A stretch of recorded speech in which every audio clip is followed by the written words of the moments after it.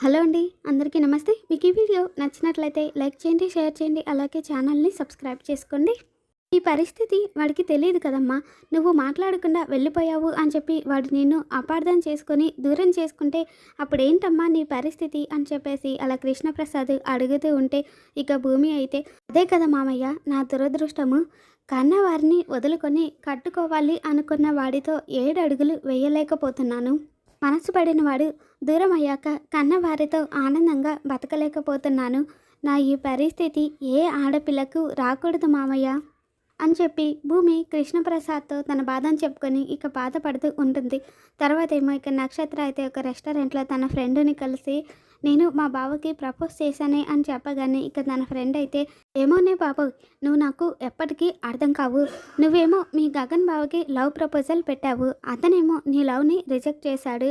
Next scene open అవ్వాల్సింది బార్లో కదే, చేతిలో ఉండాల్సింది బార్లో గ్లాసు, మొహంలో ఉండాల్సింది విచారం కదే అని చెప్పేసి తన ఫ్రెండ్ అలా చెప్పగానే అందరిలా ఆలోచిస్తే నేను నక్షత్ర ఎలా అవుతాని, చూడండి చూపించడం, వినండి వినిపించడం, ఒక కొత్త థ్రిల్ పరిచయం చేయడమే కదే ఈ నక్షత్ర స్టైలు అని చెప్పేసి నక్షత్ర చెప్పగానే ఏం స్టైలో ఏంటోనే లవ్ ఫెయిల్ అయింది అని చెప్పి ఇలా పబ్లిక్గా కాఫీకి తీసుకొచ్చావు, విచారానికి బదులు వినోదాన్ని పరిచయం చేస్తున్నావు అని చెప్పి తన ఫ్రెండ్స్ అనగానే ఓ మై లవ్లీ ఫ్రెండ్స్, మీకు అర్థం కాని ఫిలాసఫీని నేను పరిచయం చేస్తాను, మీరు వినండి.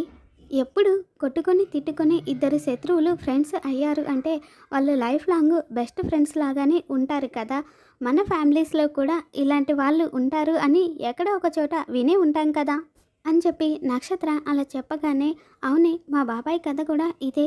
ఇప్పుడు తనకున్న బెస్ట్ ఫ్రెండ్తో చిన్నప్పుడు ఎప్పుడు గొడవ పడుతూ ఉండేవాడంట, ఇప్పుడు తనని అస్సలు వదిలిపెట్టలేడు అని చెప్పేసి అలా తన ఫ్రెండ్ చెప్పగానే ఇక నక్షత్ర అయితే చూసావు కదే ఎప్పుడు శత్రువుల్లో ఉండే వాళ్ళిద్దరూ ఫ్రెండ్స్ అయ్యాక వాళ్ళను ఎవరు విడదీయలేకపోతున్నారు కదా.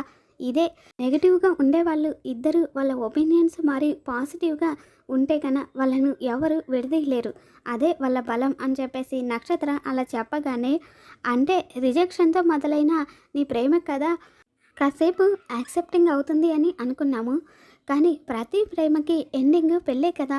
మరి మీ బావకి మీ కుటుంబానికి ఇద్దరికి అస్సలు పడదు కదా, మరి అలాంటప్పుడు మీ పెళ్ళి ఎలా అవుతుంది అని చెప్పేసి తన ఫ్రెండ్ అడగగానే ఏంటే మీ అన్ని ప్రశ్నలకి సమాధానం నేనే చెప్పేస్తే ఇక మా లవ్ స్టోరీలే కిక్కేముంటుంది అని చెప్పేసి నక్షత్ర అనగానే ఏంటే ఆన్సర్ చెప్పాల్సి వస్తుందని తప్పించుకుంటున్నావా అని చెప్పేసి అలా తన ఫ్రెండ్ అడగగానే ఏంటే నేను ప్రేమించేది జీరోని కాదు హీరోని, ప్రేమలో పడ్డ హీరో తన ప్రేమని తనే గెలిపించుకుంటాడు అని చెప్పి నక్షత్ర చెప్పగానే అంటే ఖచ్చితంగా మీ బావ నీ ప్రేమలో పడతాడు, నీ ప్రేమని గెలిపించుకుంటాడు అని అనుకుంటున్నావా అని చెప్పేసి అలా తన ఫ్రెండ్ అడగగానే అవునే రేపు జరగబోయే నా బర్త్డే పార్టీలో మా బావే స్వయంగా మా ఇంటికి వచ్చి తన చేతులతో నాకు కేక్ తినిపిస్తాడు, అప్పుడు చూడండి అని చెప్పేసి అలా నక్షత్ర చెప్పగానే ఇక తన ఫ్రెండ్స్ అయితే అది ఎలా సాధ్యం అని చెప్పేసి అడుగుతారు. తర్వాత ఏమో గగను చెర్రీ చెప్పినట్టుగా తను నువ్వు ఐ లవ్ యూ చెప్పగానే ఏడ్చుకుంటూ వెళ్ళిపోయింది అంటే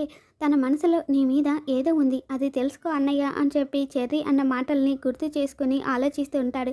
ఇక అప్పుడే శారద నాన్న గగన్ జ్యూస్ తీసుకో అనగానే వద్దమ్మా అని చెప్పేసి అలా అంటూ ఉంటాడు. ఇక శారద అయితే ఏమైందిరా, ఏదో ఇంపార్టెంట్ పని అని వెళ్ళావు, దేవుడికి దండం పెట్టుకొని మరీ వెళ్ళావు, ఏమైందిరా ఆ పని అని చెప్పేసి అలా శారద అడగగానే అదే అమ్మ అర్థం కాలేదు, నేనైతే ప్రపోజ్ చేశాను, అటువైపు నుంచి రిప్లై వచ్చేలోపే పెద్ద డిస్టర్బెన్స్ వచ్చింది అని చెప్పి గగను అలా చెప్పగానే ఏం డిస్టర్బెన్స్, ఎవరికి ప్రపోజ్ చేశావు అని చెప్పేసి శారద అడుగుతూ ఉంటే అదే అమ్మ బిజినెస్ ప్రపోజల్గా ఒక మెయిల్ పెట్టాను, అటు నుంచి రిప్లై రాలేదు, ఈలోపు ఒక పెద్ద వైరస్ వచ్చి మొత్తం సిస్టమ్స్ని పాడు చేసిందమ్మా, అందుకే సొల్యూషన్ ఏమొస్తుందా అని టెన్షన్గా ఉంది అని చెప్పేసి అలా గగను చెప్పగానే మరి ఆ వైరస్కి సొల్యూషన్ లేదా అని చెప్పేసి శారద అడుగుతుంది. ఎందుకు ఉండదమ్మా, ఉంటుంది, కాలం ప్రతి వైరస్కి సొల్యూషన్ చూపిస్తుంది అని చెప్పి గగను అలా అంటూ ఉంటే కాలమా ఏంట్రా అని చెప్పేసి అడుగుతుంది. కాలం కాదమ్మా, నీకు ఈ మధ్య వినికిడి ప్రాబ్లం వచ్చింది, కాలం కాదు కాలం అని. నా ఆఫీసులో ఒక పెద్ద టెక్నీషియన్ అమ్మ ఇలాంటి వైరస్లు అన్నింటినీ క్లీన్ చేస్తూ ఉంటాడు, అప్పటి వరకు రిప్లై కోసం వెయిట్ చేయాలి, అని చెప్పి గగన్ అలా చెప్పగానే, ఏమోరా నీ ఆఫీస్ ప్రాబ్లమ్స్ ఏమీ నాకు అర్థం కావడం లేదు అని చెప్పేసి శారద అడగగానే, వదిలేయమ్మా పూరి ఎక్కడ అని చెప్పేసి అలా గగను అడగగానే, బయట డ్యాన్స్ చేస్తుందిరా అని చెప్పేసి శారద చెప్పగానే, ఏంటి పూరి డ్యాన్స్ చేస్తుందా అని చెప్పేసి గగను అడుగుతాడు. అవునరా, భూమి లేకపోయినా కూడా డ్యాన్స్ చేయడం బద్దకించకుండా చేస్తుందిరా. అదే భూమి ఉంటే రెగ్యులర్గా డ్యాన్స్ ప్రాక్టీస్ చేసేది. అసలు భూమి ఉంటే మన ఇంటి కలే వేరు నాన్న. భూమిని మన ఇంటికి తీసుకొచ్చే ప్రయత్నం చేయొచ్చు కదా అని చెప్పేసి శారద అలా అంటూ ఉంటే, ఇక అప్పుడే గగన్ అయితే, నేను కూడా అదే ప్రయత్నంలోనే ఉన్నానమ్మా, కానీ ఎలా తీసుకురావాలా అని అర్థం కావడం లేదు, బట్ ఏదో ఒకటి చేస్తానమ్మా అని చెప్పేసి గగను అలా అంటూ ఉంటే, సరే నాన్న నేను వెళ్ళి తినడానికి ఏమైనా తీసుకొస్తాను అని చెప్పేసి శారద అక్కడి నుండి వెళ్ళిపోతుంది. తర్వాత ఏమో ఇక నక్షత్ర అయితే బయట పూర్ణి డ్యాన్స్ చేస్తూ ఉండడం చూసి ఇక లోపలికి వచ్చి ఒక రబ్బర్ పాము తీసుకొచ్చి పూర్ణి పైన పడేస్తుంది. దాంతో పూర్ణి అన్నయ్య పాము పాము అని చెప్పేసి భయపడి అలా అరుస్తూ ఉండే ఇక శారద గగను ఇద్దరు కూడా పూర్ణి దగ్గరికి వచ్చి, ఏమైంది పూర్ణి అని చెప్పేసి అలా అడుగుతూ ఉంటారు. ఇక పూర్ణి అయితే అన్నయ్య పాము అని చెప్పేసి అనగానే ఇక గగను చుట్టుపక్కల చూడగానే అక్కడే రబ్బర్ పాము కనపడుతుంది.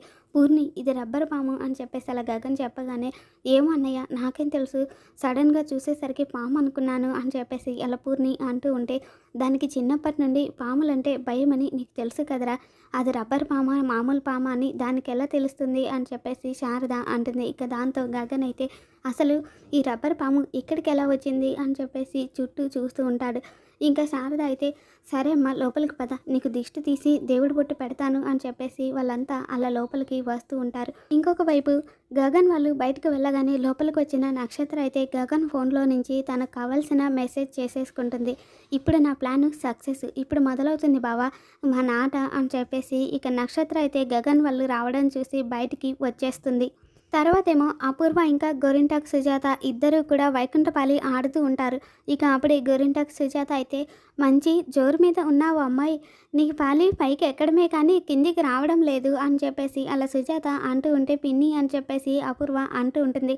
అదే అమ్మాయి, అల్లుడు ఆనందపడ్డమే కానీ నక్షత్ర పేరు మీద ఆస్తి రాయిద్దాం అన్న నీ ఆశ నెరవేరలేదు అని అంటున్నాను అని చెప్పేసి సుజాత అంటూ ఉంటుంది. ఇక అప్పుడే మీరా కూడా బిందుని తీసుకొని అపూర్వ దగ్గరికి వచ్చి, వదిన మన నక్షత్ర బర్త్డేకి బిందు కూడా చాలా గ్రాండ్గా రెడీ అవుతుందంట అని చెప్పేసి మీరా చెప్పగానే, అందుకు నేనేం చేయాలి, తను ఎటు వెళ్తే అటు ఫోకస్ లైట్స్ వేయించాలా ఏంటి అని చెప్పేసి అపూర్వ అనగానే, అది కాదు అత్తయ్య, ఒక కొత్త డ్రెస్ కొనుక్కుంటే బాగుంటుంది అనుకుంటున్నాను అని చెప్పేసి బిందు అలా అనగానే, ఒకటేంటమ్మా 4 డ్రెస్సులు వేసుకో అని చెప్పేసి అపూర్వ అంటుంది. ఇక దాంతో బిందు అయితే, థ్యాంక్ యూ సో మచ్ అత్తయ్య, మరి డబ్బులు అని చెప్పేసి అలా బిందు అనగానే, డబ్బులు ఎందుకమ్మా, మీ అక్క డ్రెస్సులు ఉన్నాయి కదా అవి వేసుకో అని చెప్పేసి అపూర్వ అంటుంది. దాంతో మీరా కూడా, అవును వదిన నిజమే కదా, ఇంత చిన్న విషయం నాకెందుకు తట్టలేదు, పద అక్క డ్రెస్సులన్నీ నీకే ఇచ్చేస్తాను అని చెప్పేసి మీరా బిందుని అక్కడి నుండి తీసుకెళ్ళిపోతుంది.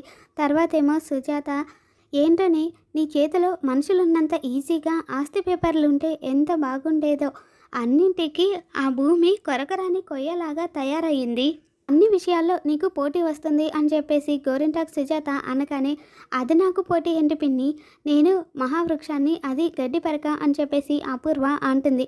చూడమ్మాయి, గడ్డి పరక అని చెప్పేసి అంత ఈజీగా తీసేయకు, ఎంతటి గట్టి తుఫాన్ అయినా సరే తట్టుకొని నిలబడేది గడ్డి పరకే, మహావృక్షం కాదు. నువ్వు ఆదమర్పుగా ఉన్నావే అనుకో, నిన్ను ముల్లోకాలు తిప్పి 3 చెరువుల నీళ్లు తాగిస్తుంది అని చెప్పి గోరింటాక్ సుజాత చెప్పగానే ఇక అపూర్వ అయితే గతంలో భూమి అపూర్వతో మాట్లాడిన మాటల్ని గుర్తు చేసుకుంటూ ఉంటుంది.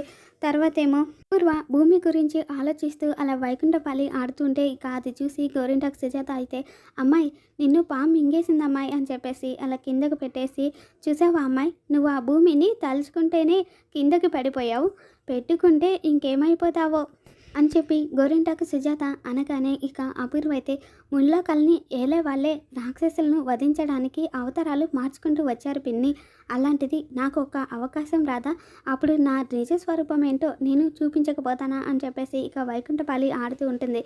ఇక నిచ్చెనలు పడ్డంతో ఒక్కసారిగా అపూర్వ పైకి వస్తుంది. ఇక దాంతో, చూసావా పిన్ని, నేను దృష్టి పెడితే ఏదైనా విజయం నాదే అవుతుంది అని చెప్పి అపూర్వ అంటూ ఉంటుంది. తర్వాతేమో ఇక కృష్ణప్రసాద్ అయితే, భూమి కన్నీటితో కష్టం దాటే రోజు రావడం కోసం ఎదురు చూడడం తప్పమ్మా. ఏనాటికైనా గగను నన్ను అర్థం చేసుకోకపోతాడా, నన్ను కలవకపోతాడా అని అనుకునేవాణ్ణి. రోజులు నెలలయ్యాయి, నెలలు సంవత్సరాలయ్యాయి.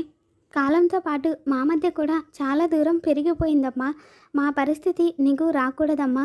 నీలోంచి కూడా ప్రయత్నం ఉండాలి. నువ్వు తన మనిషివే అనే నమ్మకం గగన్కి కలగాలి అని చెప్పేసి కృష్ణప్రసాద్ చెప్పగానే ఇక భూమి అయితే అందుకు మనం ఏం చేయగలం మామయ్య అని చెప్పేసి అడుగుతుంది. ఇక దాంతో కృష్ణప్రసాద్ అయితే ఫోన్ చేయమ్మా, నా నెంబర్ నుంచి వాడి మొబైల్కి ఫోన్ చేస్తే వాడు ఎత్తడు, నువ్వు ల్యాండ్లైన్కి ఫోన్ చేసి వాడితో మాట్లాడమ్మా అని చెప్పి కృష్ణప్రసాద్ భూమి గగన్తో మాట్లాడమని చెప్పి సలహా ఇస్తాడు. మరి రాబోతున్న ఎపిసోడ్లో ఏం జరుగుతుందో మళ్ళీ మన ఛానల్లో తెలుసుకుందాం. Thanks for watching.